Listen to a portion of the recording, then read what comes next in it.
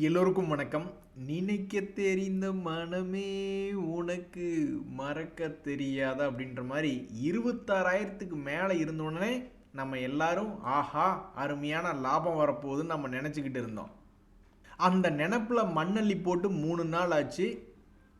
Almost 26,300லேருந்து 500 பாயிண்ட்டுக்கு மேலே கீழே இறங்கி இப்போ 25,696 அப்படின்றது. இதுக்கு மிக முக்கியமான காரணம் வெனிசுலா நாட்டின் அதிபர் அமெரிக்க படைகள்கிட்ட மாட்டிக்கிட்டது தான். அவர் மட்டும் மாட்டாமல் எங்காவது எஸ்கேப் ஆகி ஓடி போயிருந்தா அவங்களுக்கு ஒரு பூஸ்ட் என்பது கிடைச்சிருக்காது. அதிரடி அறிவிப்புகள், அதுக்கப்புறம் எத்தனை அறிவிப்புகள் வருது பாருங்க. கிரீன்லாண்ட் பற்றி அறிவிப்பு வருது, அதுக்கப்புறம் 500% டேரிஃப் பற்றி அறிவிப்பு வருது. ஒரு பூஸ்ட் கிடைச்ச மாதிரி எல்லாமே ஏகப்பட்ட அறிவிப்புகள் வந்த உடனே ஷேர் மார்க்கெட்டுகள் பயந்துடுச்சு. அதுவும் முக்கியமாக நம்மளுடைய இந்திய பங்குச்சந்தை இது டேஞ்சர் டோ அப்படின்ட்டு மேலேருந்து அசால்ட்டாக 500-600 பாயிண்ட் இறங்கிடுச்சு. ஆனால் சும்மா சொல்லக்கூடாது நண்பர்களே, கண்டிப்பாக நிறையா பேர் ரொம்ப ஹை ப்ரைஸுக்கு வந்திருக்கு, எதுக்கும் பொசிஷனை கொஞ்சம் குறைச்சிக்கோன்னு எத்தனையோ பேர் கண்டிப்பாக அவங்களுடைய ஹோல்டிங்கை இந்த உச்சத்தில் குறைச்சிருக்கிறவங்க கண்டிப்பாக இருக்க தான் செஞ்சுருப்பாங்க. அப்படி குறைச்சவங்க அல்லது ஹெட்ஜிங் பண்ணவங்களுக்கு இப்போ ஒரு மாதிரி மன நிம்மதியாக இருக்கும். கையிலேயே ஸ்டாக்கை வச்சுக்கிட்டே இருக்கிறவங்க இனி என்ன எதிர்பார்த்துக்கிட்டு இருப்பாங்கன்னா, இனி இந்த 200 days மூவிங் ஆவரேஜ் 25,000க்கு கீழே போகாத வரைக்கும் கவலை இல்லை. அது வரைக்கும் ஒரு மாதிரி ஆண்டவா காப்பாற்றுன்னு உட்காந்துருக்கக்கூடியவங்க தான் இந்த ஒரு ஷார்ட் டேர்மில் பணத்தை போட்டு வச்சுருக்கிறவங்க. ஸோ இப்போதைக்கு ஷார்ட் டேர்மில் பணம் போட்டு வச்சுருக்கவங்களுடைய மனநிலம் என்னென்னா, இப்போதைக்கு நாங்கள் சோகத்தில் இருக்கோம், முக்கியமான 50 days மூவிங் ஆவரேஜ் உடச்சிருச்சு, இனி அந்த 200 days மூவிங் ஆவரேஜை மட்டும் ஆண்டவா உடைச்சிடக்கூடாது. எப்படி போன வருஷத்தில் ஒரு 3 தடவை உடைக்கிற மாதிரி பயமுறுத்திட்டு அப்புறம் மார்க்கெட் மேலே போச்சோ அதே மாதிரி வந்துடணும் அப்படின்னு ஆசைப்பட்டுக்கிட்டு இருக்காங்க. அந்த ஆசை நடக்குமா அல்லது இந்த பிளட் பாத் என்பது மார்க்கெட்டில் தொடருமா? எப்படியோ அடுத்த சில நாட்களுக்கு கரடிகள் ரொம்ப செழிப்பாக இருக்கும் நண்பர்களே. இந்த சமயத்தில் பல பேர் சமீபத்தில் ஒரு 5 நாளாக விழுந்த பங்குகள் மறுபடியும் அது போன மாதத்திலே விழுந்த இடத்துல சப்போர்ட் எடுக்குமா அப்படின்னு ரொம்ப பேர் ஆசைப்பட்டு பார்த்துட்டு இருக்காங்க. ஒரு உதாரணத்துக்கு இந்த இந்தியன் ஆயில் கார்பரேஷன் என்ற பங்கு போன டிசம்பர் மாதத்தில் கீழே விழுந்துட்டு மறுபடியும் ஒரு முறை பிக்கப் ஆகி மேல் நோக்கி போனான். மறுபடியும் இன்னொரு முறை பிக்கப் ஆனின்னா நாங்கள் பல பேர் தப்பிச்சுக்குமே அப்படின்னு சில பேர் பார்த்துக்கிட்டு இருக்காங்க. ஸோ இது மாதிரி எத்தனையோ பங்குகள் தன்னுடைய 1 month லோ அப்படின்ற இடத்துல விழுந்திருக்கு. இங்கே பார்த்தீங்களா, இன்னைக்கு செய்தி எம்டார் டெக்னாலஜிஸ் 6% ஏறி இருக்கு. எங்கேருந்து ஏறி இருக்குது? அப்போ கூட ஐஓசி போன்ற பங்கு இப்போ 1 month லோவில் 2வது இடம் விழுந்திருந்தான். நிறைய பேர் பார்த்துக்கிட்டு இருந்திருப்பாங்க ஏறுவானா இல்லையா அப்படின்ட்டு. ஸோ அது மாதிரி தான் இந்த எம்டார் டெக்னாலஜிஸ் அப்படின்ற பங்கும் நவம்பர் மாதத்தில் விழுந்த லோவில் சமீபத்தில் விழுந்திருந்தது. அதுக்கப்புறம் இப்போ ஒரு மாதம் கழிச்சு எடுத்து பார்க்கும்போது பழைய ஹை என்பது இறங்கியிருக்கிற மார்க்கெட்லேயும் மேல் நோக்கி வந்திருக்கு. இந்த மாதிரி தான் பல பேர் இப்போவே ஆசைப்பட்டு பார்த்துக்கிட்டு இருக்காங்க. 1 month லோவிலிருந்தே திரும்பணும் ஆண்டவான்ட்டு. ஒருவேளை 1 month லோவில் திரும்பாமல் ஒரு 6 மாத லோ, 1 year லோ அப்படின்னு அங்கெல்லாம் போய் திரும்பினாங்கன்னா அவ்வளோதான். இருந்தாலும் இப்போ நம்மளால நிறைய பேர்த்துக்கு அடி வாங்கி பழகியிருக்கும். எவ்வளவு அடித்தாலும் தாங்குறான்டா இவன் ரொம்ப நல்லவன்டா அப்படின்ற மாதிரி லாபத்துக்கே வராமல் இப்போ தான் ஒரு 1% 10% லாபத்தில் பார்க்குறாங்க. அதுக்கப்புறம் பார்த்தா உடனே கிட்னாவா அப்படின்ற மாதிரி உடனே லாஸுக்கு போயிடுது. இவ்வளவு வேகமாக இருந்தால் நம்ம எப்படிங்க தொழில் பண்ணுறது? ஏறுறதும் சரி இறங்குறதும் சரி மெதுவாக போயிட்டு வந்தால் பரவாயில்ல. இப்போ தான் லாபத்தில் பார்த்தோம், ஒரே வாரத்தில் இப்போ மறுபடியும் 3.5% லாஸ். இன்னொரு நண்பர் டெய்லி ஒவ்வொரு நாளாக 500 600 ரொம்ப டிசிப்ளினாக எஃப்என்டோவில் பிடிச்சிக்கிட்டு இருந்திருக்கார். அதுக்கப்புறம் பார்த்தோம்னா நேற்று ஒரே நாளில் 16,700 போயிடுச்சு. ஒரு மாதமாக நான் பாடுபட்டு சேர்த்த பணம் காணாமல் போயிடுச்சு. அட நீங்கள் வேறங்க, நீங்கள் ட்ரேடிங்கில் இப்படி கஷ்டப்பட்டு சொல்லிட்டு இருக்கீங்க, அது டிசைனே 100க்கு 10 பேர் தான் ஜெயிக்க முடியுன்ற டிசைன், அதுக்கே நீங்கள் இப்படி சொல்லிக்கிட்டு இருக்கீங்க. 100க்கு பல பேர் ஜெயிக்கக்கூடிய ஒரு டிசைன் ஈக்விட்டி மார்க்கெட்டில் ஒரு லாங் டேர்ம் இன்வெஸ்ட்மெண்ட் அல்லது ஷார்ட் டேர்ம் இன்வெஸ்ட்மெண்ட் என்பது. அங்கேயே நாங்கள் இங்கே பல பேர் திணறிக்கிட்டு இருக்கோம். இங்கே பார்த்தீங்களா, ஒரு நண்பர் சொல்கிறாரு 10,000 லாபத்தில் இருந்தது, இப்போ தான் ரொம்ப நாள் கழித்து எனக்கு 10,000 லாபத்தில் வந்தது. ஏன்னா ட்ரேடிங்கில் ஒரு இடம் லாஸ் பண்ணிட்டா மறுபடியும் பிடிக்கிறது ரொம்ப சிரமம். ஆனால் ஈக்விட்டியில் நாங்கள் வாங்கி வச்சு அது ஒரு வருஷம் கழித்து கூட திடீர்னு லாபத்தில் வருது. அப்படி தான் ஒரு நண்பருக்கு ரொம்ப நாள் கழித்து ஒரு 10,000 லாபத்துக்கு வந்தது. இவ்வளவு வேகமாக மார்க்கெட் ரியாக்ட் பண்ணால் நாம் எப்படி தொழில் பண்ணுறது? கடைசியில் ஒரே வாரத்தில் எடுத்து பார்த்தோம்னா 10,000 ரூபா லாபத்திலிருந்து 2,500 ரூபா லாஸ் போயிடுச்சு அப்படின்றாரு. அதில் பாருங்க நண்பர்களே, பெரிய ஆட்களினுடைய ரிசல்ட்ஸ் வரமாட்டேங்குது. முதல்லாம் வந்து பார்த்தீங்கன்னா நான் பலமுறை பார்த்துருக்கேன், இந்த ஐடி கம்பெனிகளில் ஜாம்பவான்கள் டிசிஎஸ், விப்ரோ, இன்ஃபோசிஸ்னு முதல் வாரத்திலே ஓடி வந்து ரிப்போர்ட்டை கொடுத்துட்டு போயிடுவாங்க. அதை வச்சு தான் மார்க்கெட்டினுடைய டைரக்ஷனே ரியாக்ட் ஆகும். போன குவார்ட்டரில் வந்து ஐடி கம்பெனிகள் எழுச்சி கொடுத்ததுனால தான் போன குவார்ட்டர்லி ரிசல்ட்டே ரொம்ப சூப்பராக இருந்து. இப்போ பெரிய ஆட்களே ஒருத்தரையும் காணோம். ஒரு சின்ன பசங்க 2-3 பேர் வந்தாங்க, அவங்களையும் பிடிச்சி அடி வெளுத்து விட்டாங்க. தேஜஸ் நெட்வொர்க் அதுவனுடைய ரிசல்ட்டுக்கு அப்புறம் அது ஒரு 5% காலி. இன்னொருத்தர் ஐஆர்இடிஏ அவங்களது ஒரு 2% காலி. இந்த எலிகான் இன்ஜினியரிங் அவங்களும் ரிசல்ட்டுக்கு அப்புறம் 15% காலி. அதில் சிஎஃப்ஓ வேறு ரிசைன் பண்ணுறாராம். அடி வெளுத்து விட்டுருக்காங்க. இந்த ரிசல்ட் சீசனில் முதல்ல அடி வாங்கினது யாருன்னா நான் தானே அப்படின்னு முதல்ல வந்து நிற்கிறது இந்த எலிகான் இன்ஜினியரிங். இதுதான் ரிசல்ட்டுகள் பற்றி இன்றைய செய்தி. இன்னைக்கு வந்து ஒரே ஒருத்தன் மிகப்பெரிய ஆள் டிமார்ட் ரிசல்ட் கொடுக்குது. சார் தப்பிச்சுக்கிட்டாரு, நாளைக்கு தானே லீவ் ஆச்சு. இந்த கரடிகள் செய்த சதியில் எதிர்பாராத அதிர்ச்சி எந்த பங்குக்கு அதிகமாக வந்ததுன்னு பார்த்தீங்கன்னா இந்த ஐஇஎக்ஸ் தான். எவ்வளவோ ஒரு பெரிய நெகட்டிவ் நியூஸ் வந்தும் கிட்டத்தட்ட 6 மாதமாக அந்த நெகட்டிவ் நியூஸ் வந்ததுக்கப்புறம் ஒரு துளி கூட இறங்காமல் ஸ்ட்ராங்காக நின்று ஒரு 4-5 தடவை மேலே கீழே ஏறி இறங்கி ஆட்டம் போட்டவங்க தான் நம்ம ஐஇஎக்ஸ் அப்படின்ற ஒரு பங்கு. அப்புறம் திடீர்னு அந்த நியூஸினுடைய காரணத்தினால 130 ரூபாயிலிருந்து ஒரு மாதமாக அவன் ஏற வேண்டிய வேலையை ஒரே நாளில் அவனை தூக்கி மேலே குறைச்சிட்டாங்க. இருந்தாலும் இந்த கரடிகளினுடைய சதி மட்டும் இல்லாமல் இருந்திருந்ததுன்னா யாருக்கு தெரியும், அந்த பங்கு 2 days மூவிங் ஆவரேஜை தாண்டி இருந்தாலும் ஆச்சரியப்படுறதுக்கு இல்லை. ஆனால் பாருங்கள், கடந்த 2 நாட்களாக அந்த 200 days மூவிங் ஆவரேஜை தாண்ட முடியாமல் இன்னைக்கு பெரிய அளவில் சரிந்த பங்குகளை பாவம் இந்த ஐஇஎக்ஸ் அப்படின்றது வந்துடுச்சு. இந்த கைடெக்ஸ் அப்படின்ற பங்கும் ஒரு இண்டெக்ஸில் இருக்கக்கூடிய பங்கு தான். இந்தாங்க வச்சுக்குங்க, புதிய கும்பா அறிமுகம்னு இந்த கரடிகள் இன்னைக்கு கொண்டு வந்திருக்கக்கூடிய இன்னொரு பங்கு இந்த கைடெக்ஸ். ஸோ இந்த கைடெக்ஸ்னுடைய விலை என்ன ஆயிருக்கு அப்படின்னு பார்த்தீங்கன்னா, கடந்த 2025 நல்ல மகிழ்ச்சிகரமாக ஒரு ரவுண்டு போயிட்டு வந்திருக்கு. 2வது ரவுண்டில் அவனால் பெருசாக முடியல, பாதி தூரம் தான் வந்திருக்கு. ஸோ பல ஸ்மார்ட் மணி கான்செப்ட் ட்ரேடர்ஸ் எல்லாம் வந்து பெரிய ரவுண்டாக போகணும், பெரிய அளவில் சம்பாதிக்கணும் அப்படின்னு நினச்சிக்கிட்டு இருந்திருப்பாங்க. அவங்களையெல்லாம் ஏமாற்றி விட்டுருச்சு. கரெக்டாக இந்த லோவில் என்ட்ரு ஆயிருந்திருப்பாங்க, மேலே வரைக்கும் போகட்டும் பார்த்துக்கலான்னு ஜாலியாக வந்துட்டு இருப்பாங்க. கடைசியில் அது வாங்கின ரேட்டுக்கே வந்து கீழே விழுகிற மாதிரி இந்தாங்க புதிய கும்பா அறிமுகம் அப்படின்ற ஒரு இடத்துக்கு வந்து விழுந்திருக்கு. இனி இந்த கைடெக்ஸ் அப்படின்ற பங்கினுடைய நகர்வு எந்த பக்கம் இருக்கும் நண்பர்களே? ரொம்ப நாள் கழித்து ஒரு ஐபிஓ சம்பந்தப்பட்ட ஒரு தகவல் வந்திருக்கு. பாரத் கோக்கிங் கோல் அப்படின்றது மொத்தமே எவ்வளவு இஷ்யூ சைஸ் அப்படின்னு பார்த்தீங்கன்னா 1071 கோடி எங்களுக்கு கொடுத்தா போதுங்க, மற்றவங்க மாதிரி எங்களுக்கு 5000 கோடி 10,000 கோடிலாம் நாங்கள் பணத்தை போட்ட வரல, ஒரு 1000 கோடி தாங்க அப்படின்ற மாதிரி வந்திருக்காங்க. வேறு ஏதோ ஒரு குரூப் வந்து அவங்க இருக்கக்கூடிய பங்கை வித்துட்டு போகிறதுக்காக தான் அவங்க இப்போ செகண்டரி மார்க்கெட்லேயே வருது. ஸோ இப்படி இருக்கக்கூடிய பங்கு என்ன கிரே மார்க்கெட் ப்ரீமியமில் போயிட்டு இருக்குன்னா அடேங்கப்பா அப்படின்ற மாதிரி 43%. மார்க்கெட்டே அங்கே கும்பா பாட்டு பாடி கீழே கிடக்கு.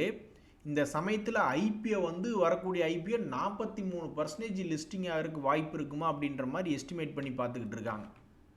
எனக்கு தெரிஞ்சு இன்றைய மார்க்கெட்டில் உருப்படியான செய்தி என்னென்னா, இந்த பாரத் கோக்கிங் கோலினுடைய கிரே மார்க்கெட் ப்ரீமியம் 40%க்கு மேலே இருக்கிறது தான். ஆனாலும் பாருங்கள், அது வெறும் அவங்க வர்றது 1000 கோடிக்கு தான் வர்றாங்க. ஸோ இந்த 1071 கோடியில் எந்த அளவுக்கு கிடைக்கும் ரீட்டைலர்ஸ்க்கு அப்படின்றது பொறுத்து இருந்து தான் பார்க்கணும்.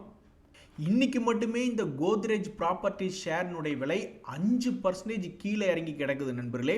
உடனே நீங்கள் நினைக்காதீங்க, ரியல் எஸ்டேட்னுடைய விலையும் இப்போ 1 கோடி கோயம்புத்தூர் பக்கம் சொல்லிக்கிட்டு இருக்காங்களா, 5% குறைச்சி 95 லட்சத்துக்கு தான் விற்பாங்க, ஈஸியாக கிடைக்கும் அப்படின்லாம் நினைக்காதீங்க. அது ஸ்டாக் மார்க்கெட்டினுடைய விலையில தான் ப்ரெஷர் இருக்கே ஒழிஞ்சு அவங்களுடைய ப்ராப்பர்ட்டிஸில் ப்ரெஷர் இல்லை.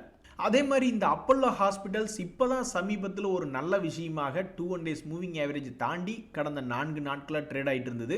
ஸோ இன்றைக்கி கரெக்டாக முத்தமிட்டு நிற்கும்படியாக 2 days மூவிங் ஆவரேஜ் கிட்ட ஒட்டி ட்ரேட் ஆகிட்டு இருக்கு. இனி அடுத்தடுத்த நாட்களில் சார் என்ன பண்ண போகிறாரு அப்படின்றது தெரில. இவருடைய புல்லிஷ் வாழ்க்கை எப்போது துவங்கும்? சமீபத்தில் எல்லாம் தாண்டி காமிச்சாச்சு, ஓகே 4 நாள் ஆச்சு. அடுத்தது இவருடைய புல்லிஷ் வாழ்க்கை எப்போது துவங்கும் அப்படின்றது தெரியல. ஸோ மிக முக்கியமான ஒரு ப்ரைஸ் லெவலில் இந்த அப்பல்லோ ஹாஸ்பிட்டல்ஸ் அப்படின்ற ஒரு பங்கு இருக்குது. இந்த எலிக்கானத்தை அப்போவே நம்ம பார்த்தோமே, யாரெல்லாம் ரொம்ப சுமாரான ஷேர் வச்சுருக்காங்க அல்லது யாருக்கெல்லாம் மார்க்கெட் ரிஸ்க் இன்றைக்கி தலையில் இருக்கணும்னு இருக்கோ அவங்களையெல்லாம் உங்களை முடிக்கிறதான் என் இலக்கு அப்படின்ற மாதிரி இந்த எலிகான் ஷேர் இன்றைக்கி ஒரே நாளில் 15% கிராஷ் ஆகிருக்கு. ஏன் கிராஷ் ஆச்சு அப்படின்ற காரணத்தை நம்ம இதுக்கு முன்னாடியே பார்த்துட்டோம். அதனுடைய ரிசல்ட்டினுடைய சீசன் சரியில்லை, மார்க்கெட் ஏற்றுக்கல, CFO ரிசைன் பண்ணியிருக்காங்க அப்படின்ற ஒரு காரணத்தை வச்சு பாவம் பல பேர்த்து இன்றைக்கி முடிப்பது தான் என் இலக்கு அப்படின்ற மாதிரி 15% இறங்கி போச்சு. நேற்று தான் பாராட்டி பேசினோம், மார்க்கெட் டவுனில் இருந்தாலும் கடந்த 4 நாட்களாக ஏறுமுகமாக இருக்கிறாயே, பரவாயில்லையே அவளான் அப்படின்னு நேற்று தான் பேசிக்கிட்டு இருந்தோம். பாராட்டி பேசினது ஒரு குத்தமாயா அப்படின்ற மாதிரி தொடர்ந்து 7 நாட்களாக ஏறிக்கொண்டிருந்த பங்கு தொப்புன்னு கீழே விழுந்துடுச்சு. இந்த சமயத்தில் தான் இன்னொரு முக்கியமான விஷயம், இந்தாங்க புதிதாக கும்பாவை பெற்றுக்கொள்ளுங்கள் அப்படின்னு பல ட்ரேடர்களுக்கு கும்பா பாட்டு பாடிவிட்ட இன்னொரு பங்கு பாலு ஃபோர்ஜ். இதுவும் ஒரு இண்டெக்ஸில் இருக்கக்கூடிய பங்கு தான். ஆனால் இந்த பங்கினுடைய சமீபத்தினுடைய வீழ்ச்சி ரத்த ஆறு பிளட் பாத் மாதிரி ஃபால் ஆகி 2025 என்ன விலை இருந்ததோ அதே விலைக்கு வந்து விழுந்திருக்கான். பார்த்தீங்களா நண்பர்களே, 2025 இந்த விலையிலிருந்து ஒரே ஒரு ரவுண்டுன்னு தான் சொல்ல முடியும். இதை உருப்படியாக 2 ரவுண்டுன்னு சொல்ல முடியாது. 2 ரவுண்டு என்பது அடிவாரத்துக்கு வந்துட்டு மறுபடியும் இன்னொரு ரவுண்டு போயிட்டு வந்தால் தான் அது ஒரு டபுள் பாட்டம் பரவாயில்ல அப்படின்ற மாதிரி சொல்ல முடியும். ஆனால் அவன் என்ன அவசரம்னு தெரில, போன வருஷத்தில் வந்து ஒரே ஒரு ரவுண்டு மட்டும் சம்பாரித்து கொடுத்துட்டு இந்த ஸ்மார்ட் மணி கான்செப்டில் வேறு யாருக்குமே சம்பாரித்து கொடுக்கல. அதுக்கப்புறம் இப்போ தான் வந்து அதே லோவில் வந்து விழுந்திருக்கு. இனி இந்த பங்கினுடைய நகர்வுகள் எல்லாம் அதனுடைய குவார்ட்டர்லி ரிசல்ட்டுகளை வச்சு தீர்மானிக்குமா அப்படின்றது பொறுத்து இருந்தால் பார்க்கணும். இந்த சமயத்தில் ரொம்ப வசதியாக யார் உட்காந்துக்கிட்டு இருப்பாங்க அப்படின்னு பார்த்தீங்கன்னா, டிவிடெண்ட் வாங்குபவர்கள் வசதியாக உட்காந்துக்கிட்டு இருப்பாங்க. இந்த கர்நாடகா பேங்க் அப்படின்ற ஷேர் ப்ரைஸ் அது என்னமோ தெரில, மற்ற பேங்க்குகள் மாதிரி பெருசாக தன்னுடைய பழைய ஹையை வந்து அவனால் ரீச் பண்ண முடியல. என்ன பிரச்சனை அப்படின்றது தெரில. வந்திருந்தான்னாக்கா ஒரு 250 வந்திருந்தால் எவ்வளோ மகிழ்ச்சியாக இருந்திருக்கும், ஒரு 300 வந்தால் எவ்வளோ மகிழ்ச்சியாக இருந்திருக்கும். இருந்தாலும் போன வருஷத்தில் அது செஞ்சது ஒரே ஒரு வேலை, ஒரு ரவுண்டு 160 ரூபாய்க்கும் 200 ரூபாய்க்கும் ஒரு ரவுண்டு போயிட்டு இன்னொரு ரவுண்டுமே போயிருக்கு 210 வரைக்கும் போயிட்டு இப்போ மறுபடியும் 190 கரெக்டாக 200 days மூவிங் ஆவரேஜ் அப்படின்ற இடத்துல வந்திருக்கு. இந்த பங்கு போன வருஷம் எவ்வளவு டிவிடெண்ட் கொடுத்தாங்கன்னா 5 ரூபாய் என்பது டிவிடெண்ட் கொடுத்துருக்காங்க. என்னன்னே வசதியானே அப்படின்னு கேட்குற மாதிரி ஒரு 5 ரூபாய் டிவிடெண்ட் கொடுத்துருக்கக்கூடிய ஒரு தரமான பங்காக இந்த கர்நாடகா பேங்க் அப்படின்ற ஷேர் ப்ரைஸ் இருக்குது. இவ்வளவுதான் இல்லை நண்பர்களே, துன்பம், பயங்கரமான துன்பம் வந்து கரபுரண்டு ஓடிக்கிட்டு இருக்கு. யாருக்குன்னா இந்த எக்ஸைட் இண்டஸ்ட்ரி ஷேர் வச்சுருக்கிறவங்களுக்கு. அநியாயத்துக்கு இந்த பங்கு வந்து பழையபடி மறுபடி போன வருஷம் என்ன லோ இருந்தோ பார்த்தீங்களா நண்பர்களே, பல பங்குகள் போன வருஷம் ஜனவரி பிப்ரவரியில் என்ன லெவல் இருந்தானோ அங்கேயே வந்து தொப்புன்னு விழுந்துக்கிட்டு இருக்கான். என்ன ப்ராப்ளம்னு தெரில. ஆனால் ஒன்று, நீங்கள் போன வருஷம் திருப்பி ஏறின மாதிரி மறுபடியும் ஏறினீங்கன்னா மட்டும்தான் நாங்கள் பொழைப்போம், இல்லைன்னா அவ்வளோதான் எங்களுக்கு மானக்கேடாக போயிடும், வீட்டில் வந்து தண்டசோறு அப்படின்னு கூப்பிட ஆரம்பிச்சிருவாங்க. ஸோ இந்த பங்கு 330 ரூபாயிலிருந்து 430 ரூபா வரைக்கும் போன வருஷம் ஒரு ரவுண்டு போயிட்டு மறுபடியும் அதே 340 ரேஞ்சுக்கு வந்து கீழே விழுந்திருக்கு. இனி இந்த என்ன செய்ய காத்திருக்கிறது என்பது தெரியவில்லை. நண்பர்களே, ஸ்டாக் மார்க்கெட்டில் உங்கள் பங்கில் என்ன நடக்குது அப்படின்னு நீங்கள் கட்டாயம் தெரிஞ்சிருக்கணும். திடீர்னு ஒரு செகண்டில் அவன் கீழே போயிட்டு ட்ரேட் ஆகிட்டு இருப்பான் 20-40% இறங்கி. நம்ம பார்த்து சரி ஏதோ ஒன்று நடந்துகிட்ருக்கு அப்படின்னு நம்ம காரணத்தை தெரிஞ்சுக்காம விட்டுருப்போம். அப்புறம் மறுபடியும் அவன் இறக்கத்துலேருந்து 40-50% மேல் நோக்கி ஏறி போயிடுவான்.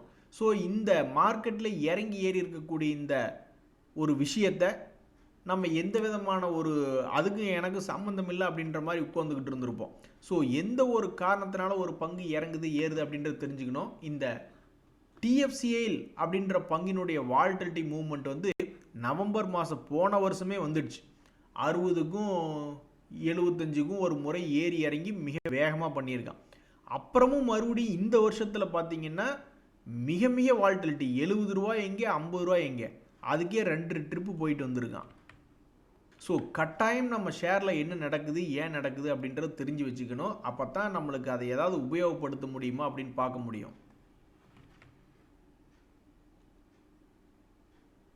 யாருக்கிட்டையும் வாக்குவாதம் பண்ணுறதுக்கு எனக்கு சக்தி கிடையாது, என்னை சிவனேன்னு விடுங்க, ஆல் சைலண்ட் ப்ளீஸ் அப்படின்ற மாதிரி இந்த பஜாஜ் ஹோல்டிங் அப்படின்ற ஒரு பங்கு அது என்ன ஒரு காரணத்தினாலேயோ மிகவும் குறைவான விலைக்கு போன வருஷத்தினுடைய ஏப்ரல், நீங்கள்லாம் இப்போதான் வந்து விழுகிறீங்க, நான்லாம் ஆல்ரெடி வந்து கீழே விழுந்து 1 மாதம் ஆச்சு அப்படின்ற மாதிரி இந்த பஜாஜ் ஹோல்டிங் அப்படின்ற பங்கினுடைய விலை போன வருஷத்தினுடைய லோக்கு வந்து விழுந்துடுச்சு.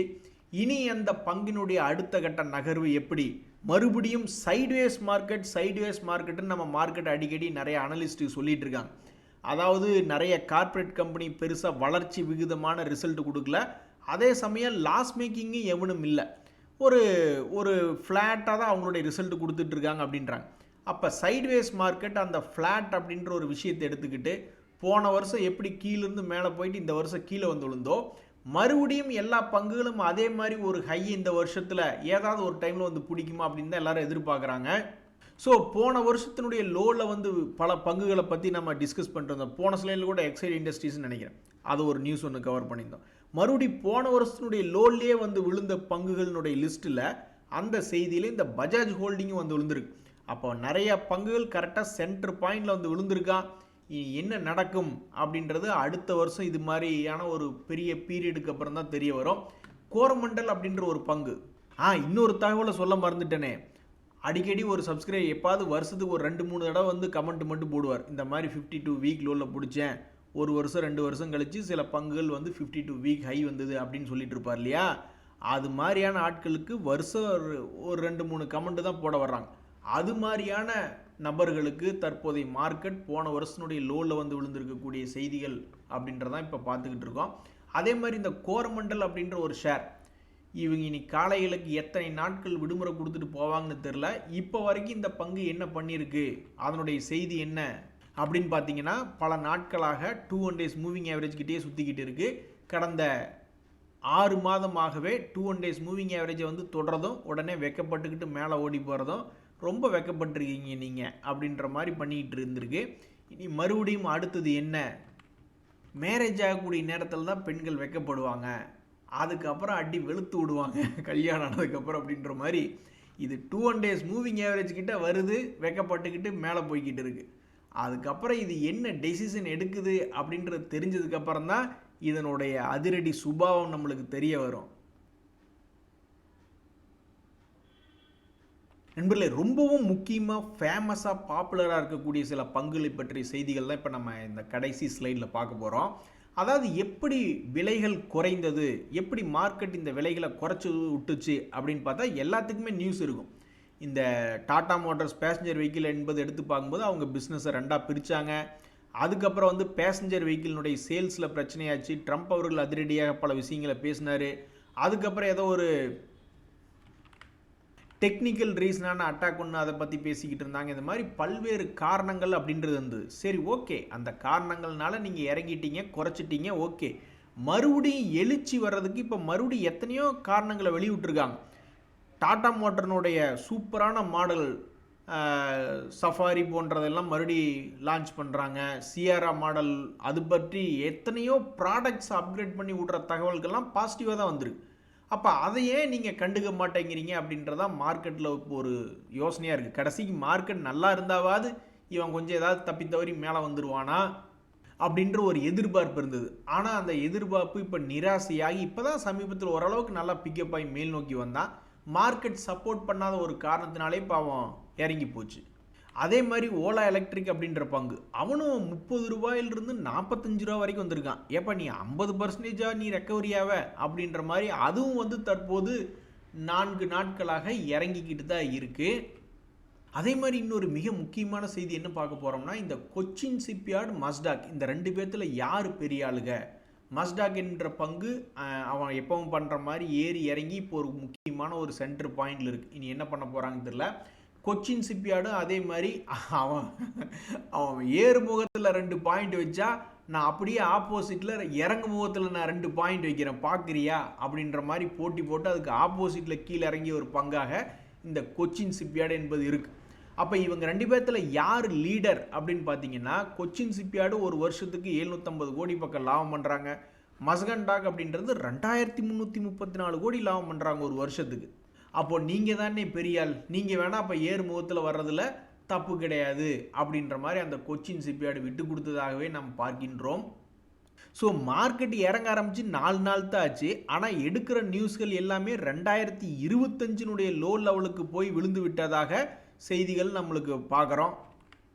அப்போ இனி இந்த 2026 இன்னொரு முக்கியமான விஷயம் என்னென்னா, இப்போ தான் ஆரம்பம். அப்போ போன வருஷம் மாதிரியே இன்னொரு ரவுண்டு யாராவது ஒருத்தர் போயிட்டு வந்தால் அது மகிழ்ச்சியாக தான் இருக்கும். ஆனால் ஒரு ரவுண்டு இப்படி போயிட்டு வராமல் இப்படி கீழே போயிட்டு வந்தாங்கன்னு வச்சுங்க, இப்போ என்ன ரேட்டை பார்க்குறோமோ அப்புறம் ஒரு வருஷம் கழித்து அதே ரேட்டை தான் நம்ம பார்த்துக்கிட்டு இருப்போம். ஆக மொத்தம் ஸ்டாக் மார்க்கெட்டில் எல்லா நேரங்கள்லையும் பணத்தை போடக்கூடிய இந்த எஸ்ஐபி பண்ணக்கூடியவங்க தான் ஜெயிச்சுக்கிட்டு இருக்காங்க. இந்த பிளட் பாத் சீக்கிரம் நிற்கணும் ஆண்டவா அப்படின்னு வேண்டிக்க வேண்டிதான். இல்லைனாலும் நாளைக்கு நாளானைக்கு 2 நாள் லீவு தான். நன்றி, வணக்கம்.